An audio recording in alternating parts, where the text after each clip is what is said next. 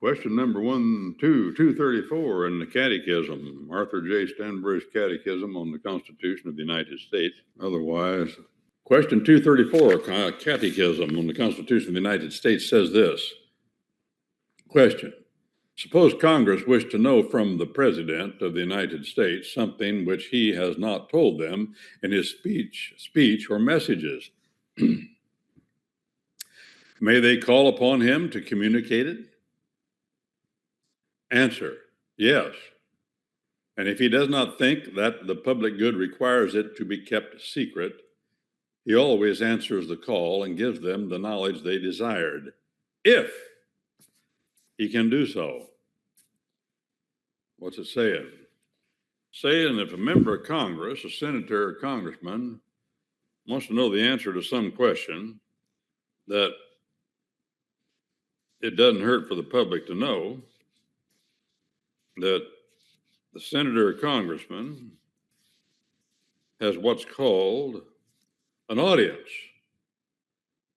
with the President of the United States. An audience. That means he has that congressman or senator has a right to ask. Well, does he get to ask whenever he wants to have that meeting with the president? No, the president then can say, well, I'm available at this time at this place. The congressman can't go to the White House and bang on the door and demand to see him right now. The President of the United States is not a servant of any congressman. But in like manner, neither is any congressman a servant of the President of the United States. Just as no Supreme Court justice is a servant of either the President or the Congress. And neither a congressman or the President is servant to any Supreme Court justice of the United States or any combination of them. Remember, co-equal, separate, three separate and co-equal powers of government mean just that, separate and co-equal. Neither branch of government has the authority to trump the other one, neither of the three branches. However, if a congressman or a senator wants to ask a question and have an audience with the president, he's entitled to do so. Well, why do I say that? Because that's our common law tradition, and it's still true, of course. It's still true in the old country. If a member of the upper house, called there, not the Senate, they call it the House of Lords, wants an audience with the king by law has to grant an audience. He has to hear what the man has to say.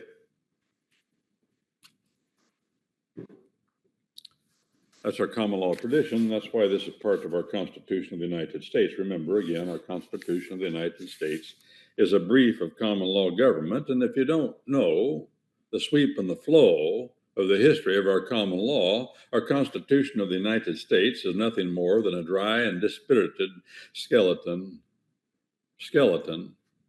of words. And that's why people don't read it. It's boring. It packs a lot. Every word, every phrase freights hundreds of years of history with it. And if you know a little bit about the flow of that history, then the Constitution of the United States has a whole lot of meaning that's important. And when the Supreme Court of the United States decides cases, if they're doing their job, and often they do, or they used to, I don't know if they do anymore, but they'll delve into that history. Go read the Heller decision from the year 2008. The Heller decision, D.C. versus Heller. The Supreme Court of the United States, in that decision, goes back and traces the history of the right to keep and bear arms.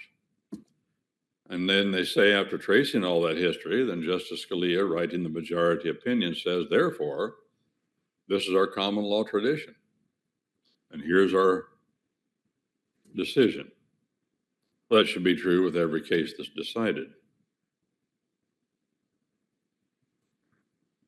Question number 235, does he, the president, do more than communicate information to the Congress of the United States? And the answer is yes. His duty is also to recommend to them such things as he thinks will be for the advantage of our country. he communicates to them things he may think they don't know that they may need. Well, let's look at an obvious example. The 8th of December, 1941. On the 7th of December, 41, the Imperial Government of Japan attacked our naval facilities, our airfield at Pearl Harbor, our airfield on the other side of the island, attacked our naval airfields and our naval ships, killed pretty near 3,000 Americans, destroyed, crippled our Asiatic fleet. That's what they intended to do. They were afraid we would attack them for all of their aggression in China and all over Asia. Raping, plundering, killing. So they did that. On the next day after that attack, the President of the United States, of course, got information, since he's Commander-in-Chief, those responsible to him and the military armed forces called him, met with him, briefed him in detail on what they knew had happened. He had firsthand information. The very next day, he went to the Congress of the United States and gave them that information. Oh, they heard about it in the news, probably, but they didn't have any details. What happened? What is the conclusions as to why it happened? How many men were killed? How many were injured? How many ships did we lose? How many fighter aircraft did we lose? How many non-members of the armed forces were killed, if any? What do we know about the Japanese Navy? Where are they? Can we strike back? Well, he told them some of those things, and then he asked them. He didn't tell them. He asked them for a declaration of war. Why? Because the president does not have power to declare war. Isn't that something? Presidents now running around all over the country, blowing up countries, killing people, sending Americans to be killed or kill or be killed without a declaration of war. Waging war against his personal enemies, whatever he thinks he wants to do. Bad business, friends. You want to attack another country, go to Congress, ask for a declaration of war. If they give you one, great. If they don't give you one, well, that's great too. Whatever Congress says, not you. By the way, the last time America has declared war on any country was World War II on December the 8th, a joint session of Congress. We've been fighting wars ever since without a declaration. Did you know without a declaration of war, it's impossible to prosecute somebody for treason? That's my conclusion. Yeah. Without a declaration of war, how can you prosecute somebody for treason? Well, they violated their oath. Well, that's not what the Constitution says. Violation of your oath is not treason. Doesn't say that anywhere in there. It does say that aid and comfort to the enemy, proven by either confession in open court or two witnesses. That's what it says. Then it says aid and comfort to the enemy. Well, who's the enemy? Who gets to decide who the enemy is? The president? No. The armed forces of the United States? No. The Congress of the United States has the exclusive power to declare who our enemies are. And if they haven't done that, then it'd be kind of tough to say, well, these people are our enemies. Who said? Well, the president said. Well, who says he gets to decide? Our Constitution's clear. Congress decides who our enemies are by declaring war. Maybe that's the reason why, friends. Maybe that's the reason why we haven't declared war since World War II, but we've waged war nonstop, pretty near, since then.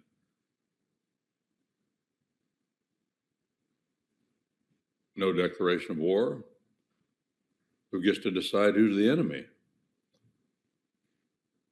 Aid and comfort to the enemy. Well, who is the enemy?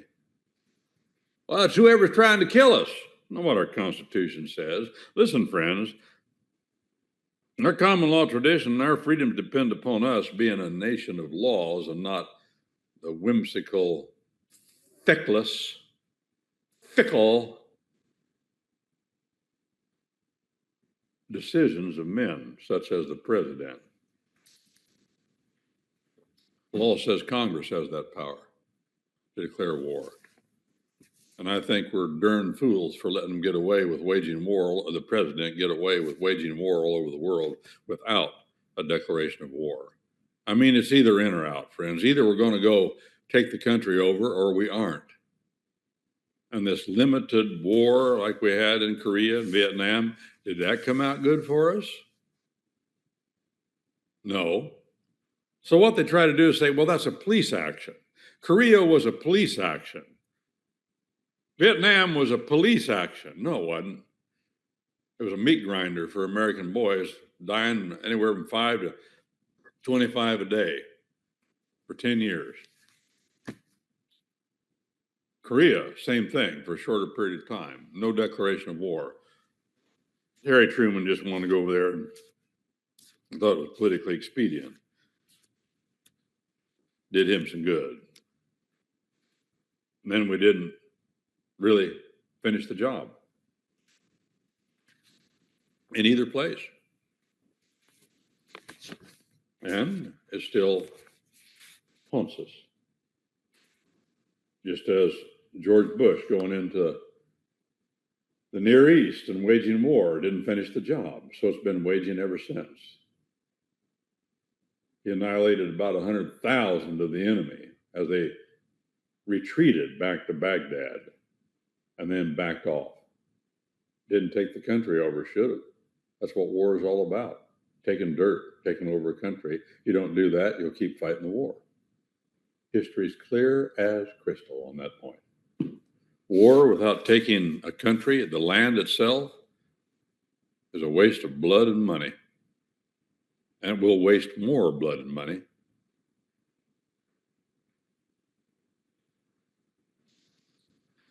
Yes, it says, President has a duty to recommend to Congress such things as he thinks will be for the advantage of the country. Question 236.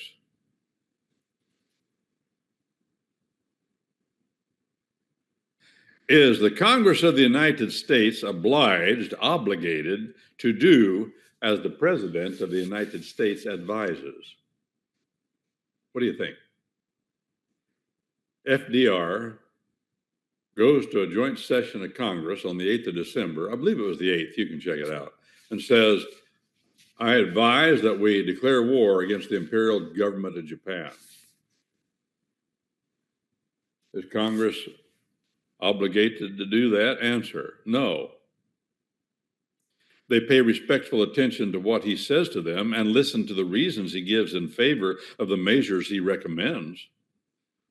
But Congress is at full liberty to follow their own judgment in all cases. Congress is at full liberty to follow their own judgment. Why? Because they're a separate and co-equal branch of government. You see how important that is? Everything comes back to separate co-equal branches of government. We would have what we were taught as young people in high school and junior high. We would have no checks and balances if it weren't for the doctrine, our common law doctrine we call separate and co-equal branches. Those that drafted and ratified our Constitution didn't invent that. They're not geniuses. All they did was just put in place what they were used to. And our war for separation from Britain was simply a war that said, hey, we're Brits too, and we're entitled to our common law, and you're trying to stop us from enjoying it. That's all that was. But there was no way we could do it without making a separation, so we made a separation. They wouldn't allow it any other way. They said, no, you're part of the empire. Common law doesn't apply in our American plantations. Common law does not apply in our American plantations, they said. That's a quote from William Blackstone's commentaries on the laws of England. And they all believed that. Common law does not apply in our American plantations. Common law does not apply in our empire. Common law is the law of the land of Britain, period. Free soil doctrine. That's it. That's the law of the land. And the land to them referred to Britain, the island itself. That's right. Well, 237 out of 333. Boy, we're getting close. Question 237 out of 333.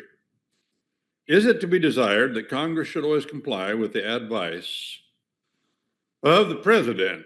Question, let me repeat that question. Is it to be desired that Congress should always comply with the advice of the President of the United States?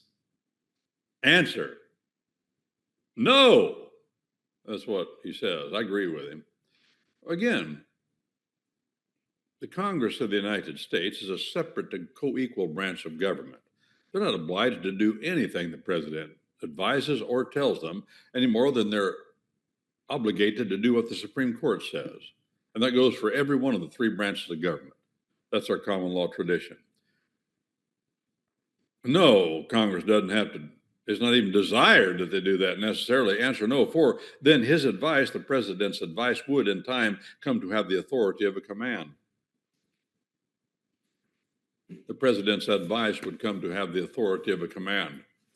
As you know, I come from near Terre Haute, Indiana. I know some of you are wondering, where's Terre Haute? Terrehaute, 2 words. Terre Haute.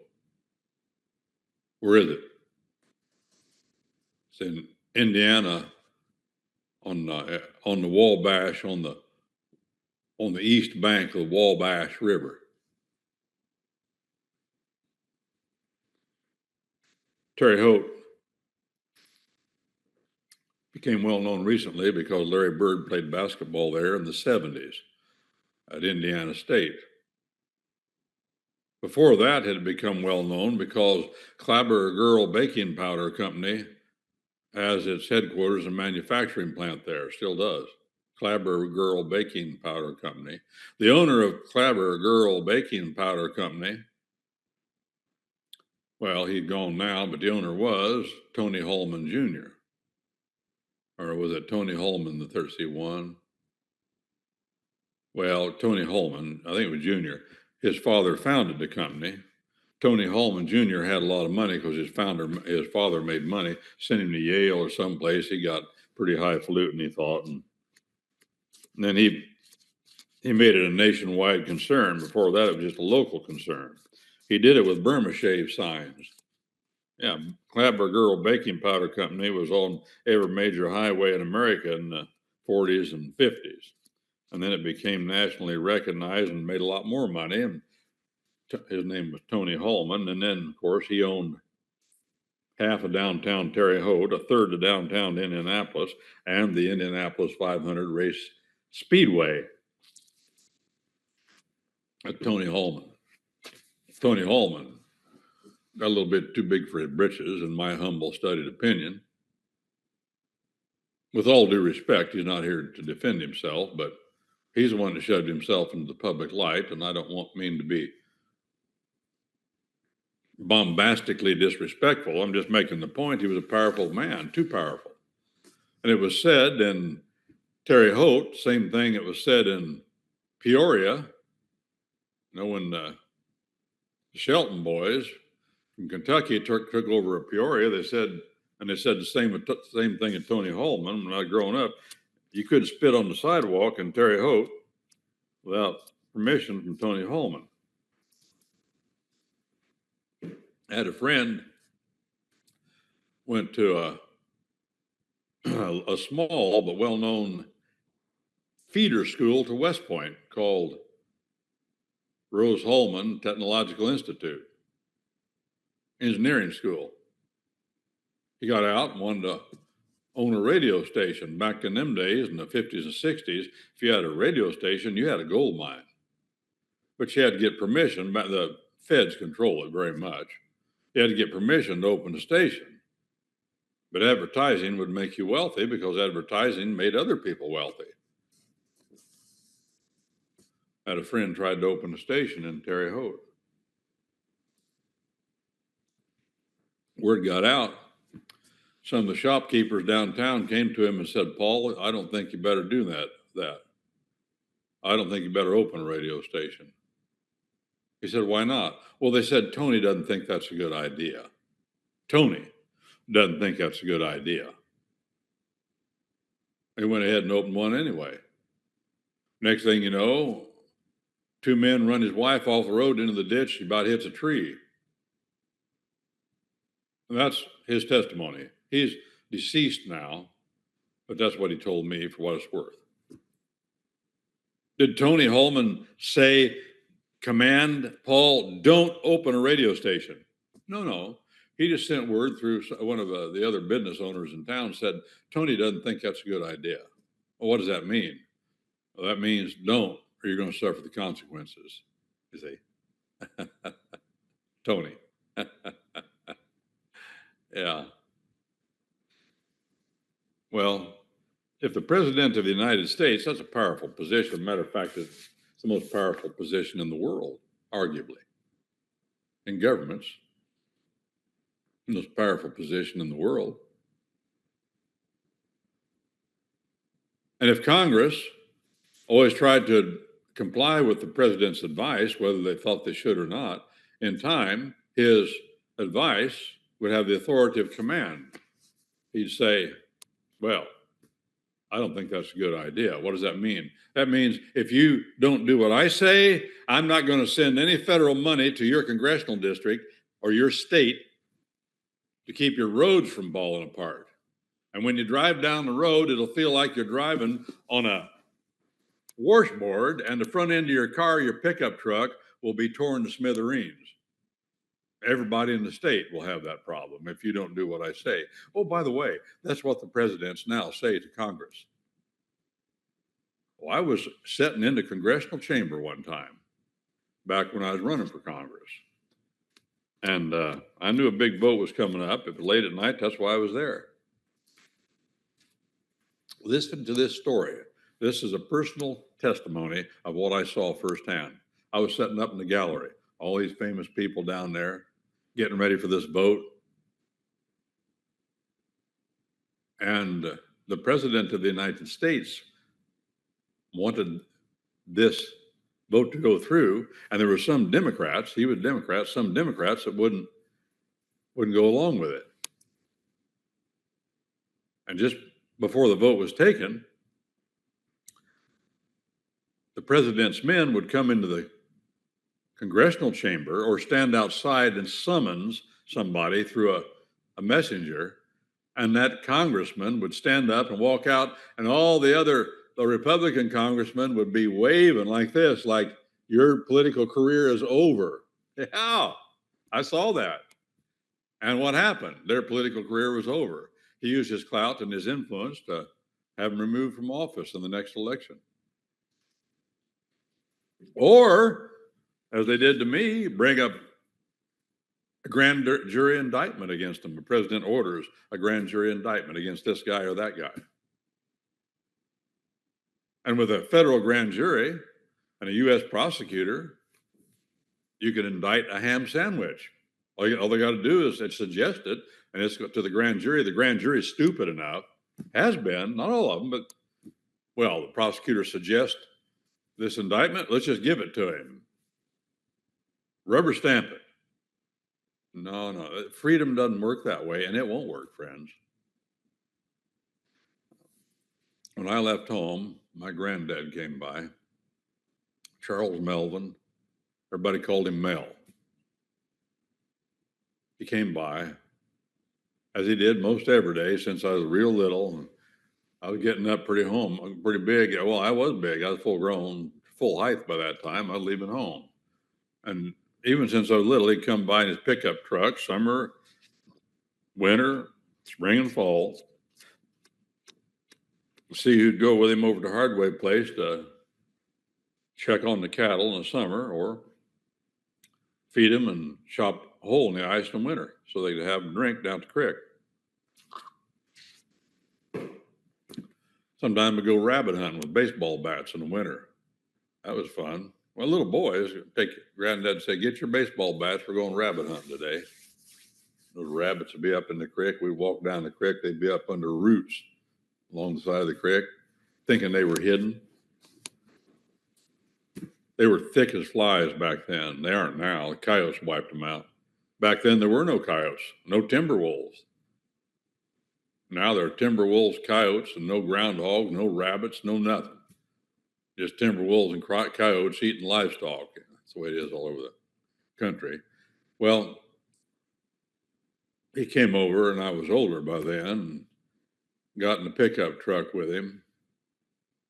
We went over. It was summer. Yeah, it was summertime, so we didn't feed the cattle. They were on pasture over on the Hardway.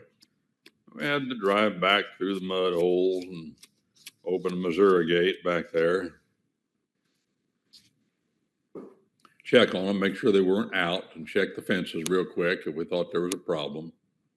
And we're driving back home in pickup truck. It's about, say, about 2.5 miles from the Hardway. Hardway is over by Needmore. And we had Needmore store. That was in the store, Needmore store. And then there was Moonshine store. And then there was Hogtown store.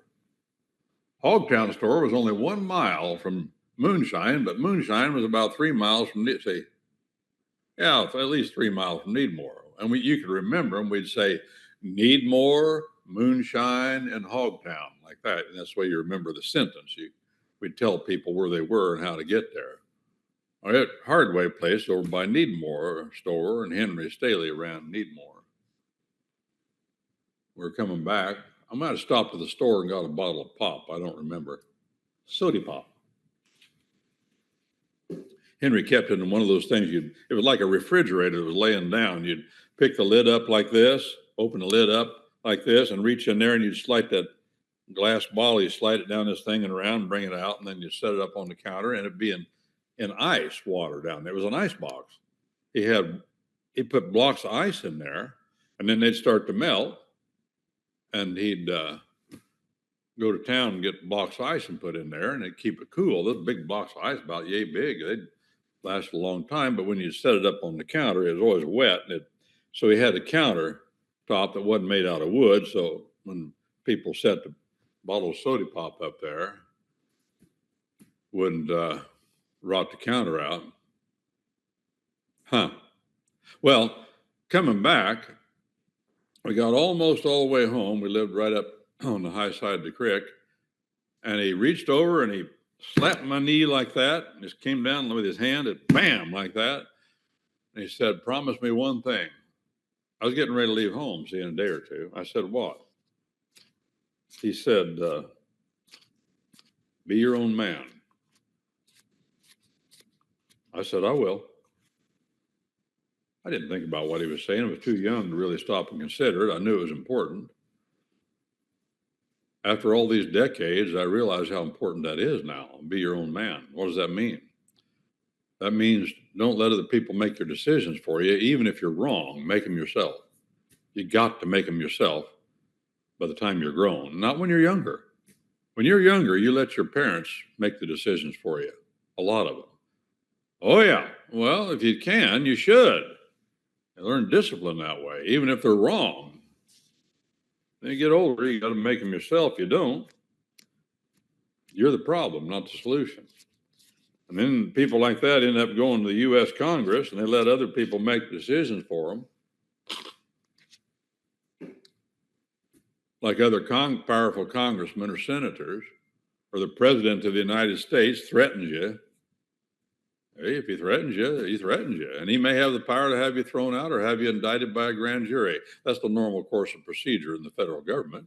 I'm not saying it's right, but let's just face it. It's brutal. That's what happens. But be your own man. How can you be your own man if you're a woman? I'm just throwing the question out. How can you be your own man if you're not a man? You're a woman.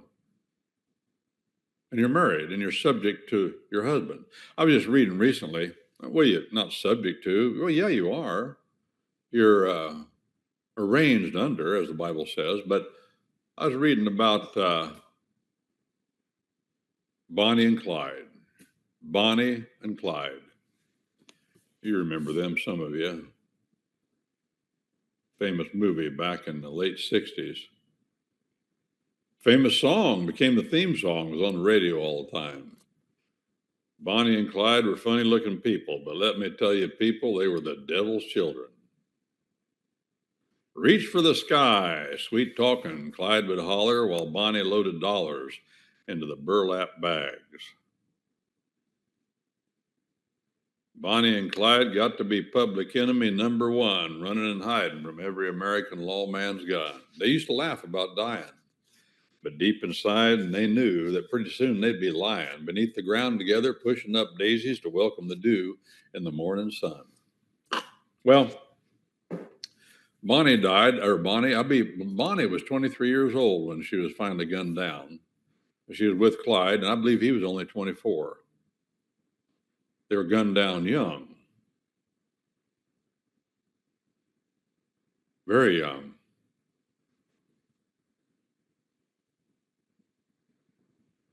But at the time they were gunned down, they were from a place called Concrete. They called it Concrete City, I believe. Concrete City was just outside of Dallas, and it was on the. Now you can double check this. I think. See, Dallas is right on the edge. The green part of Texas is in the east, and Dallas Fort Worth is right on the edge, and everything west of there it starts getting pretty dry pretty quick. And I believe they called Concrete City on the west side of Dallas. Whatever the case, it was very dry there, and the ground just got hard like concrete. And then from there, clean to El Paso, it's that way. It's just nothing but hard, dry ground and desert. And they were both from there. And the governor at that time was a woman. Yeah. I think one of the two first women governors in the country.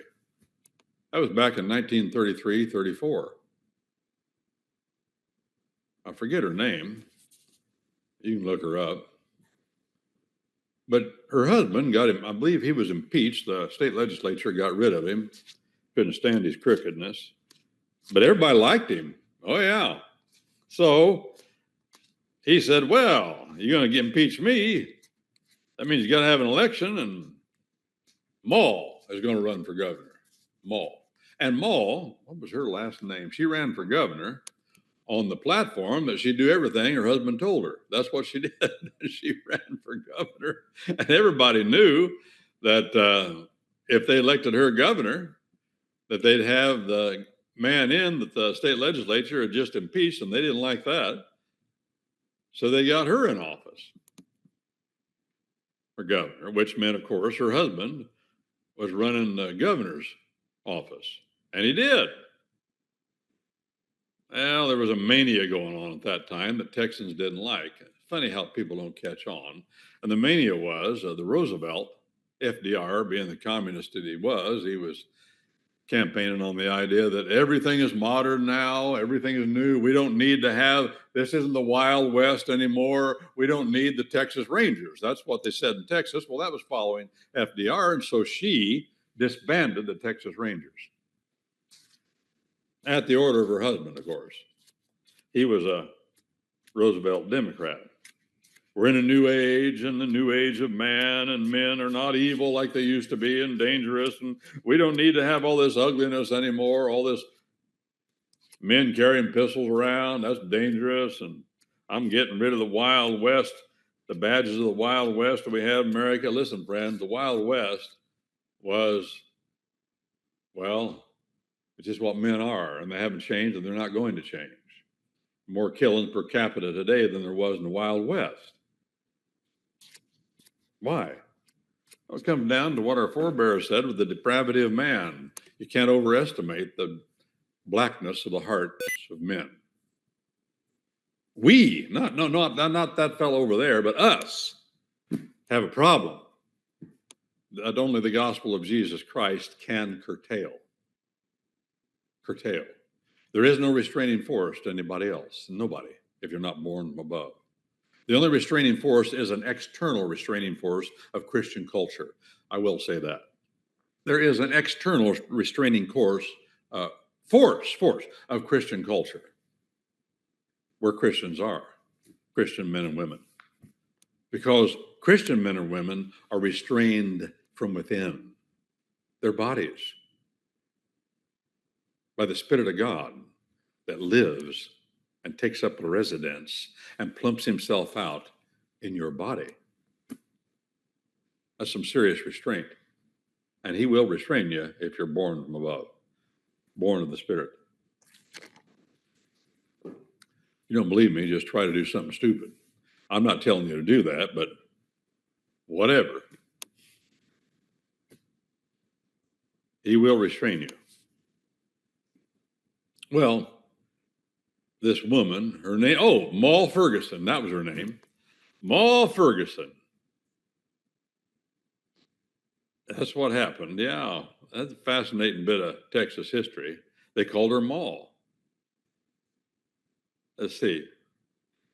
During her campaign, I'm reading what it says about her.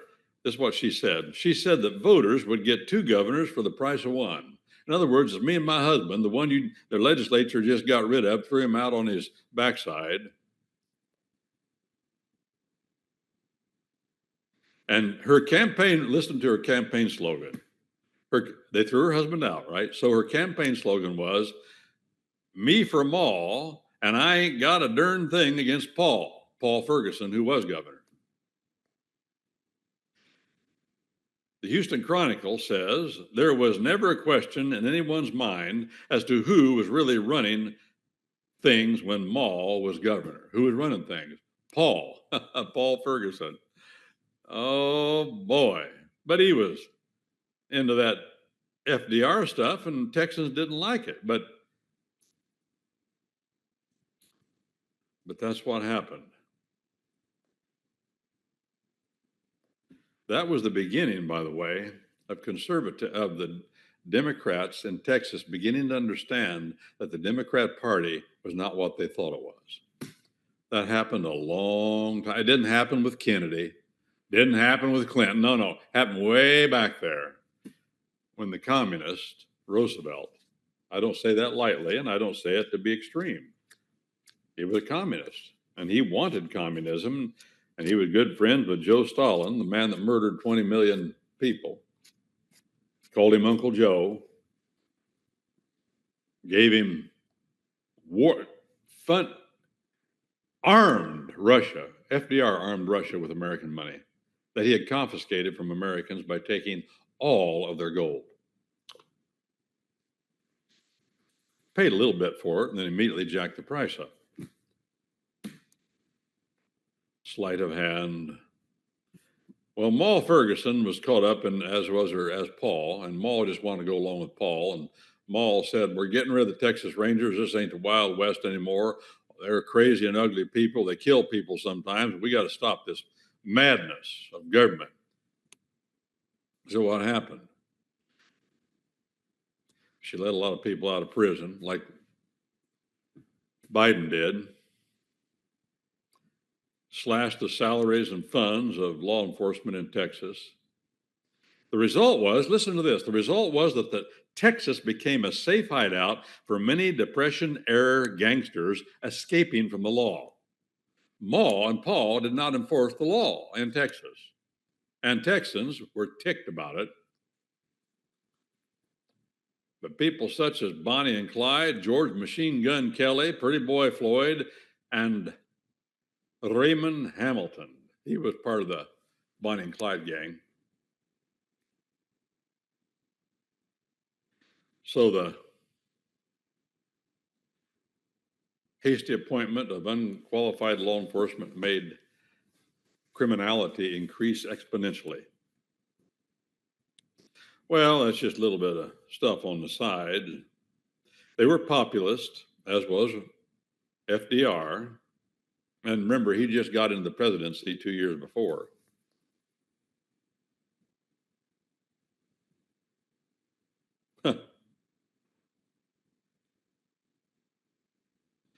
Well,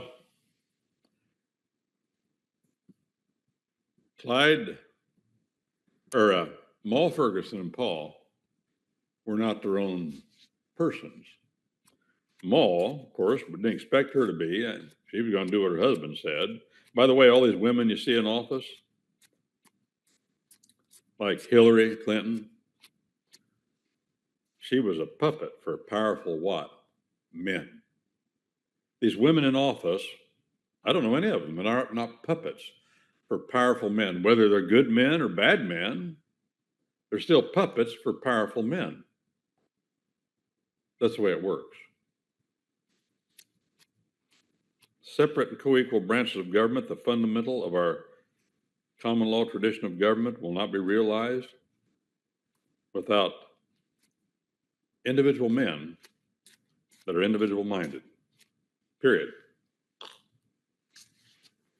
Well, I'm just giving you my testimony of what I see in the Bible and what I see in our common law tradition, what I see in history and how it's played out. This story about Ma and Paul Ferguson is no small matter.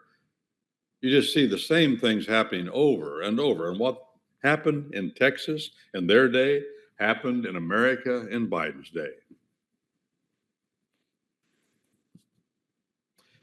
It'd be funny. It's entertaining. Politics are entertaining if it wasn't so devastating.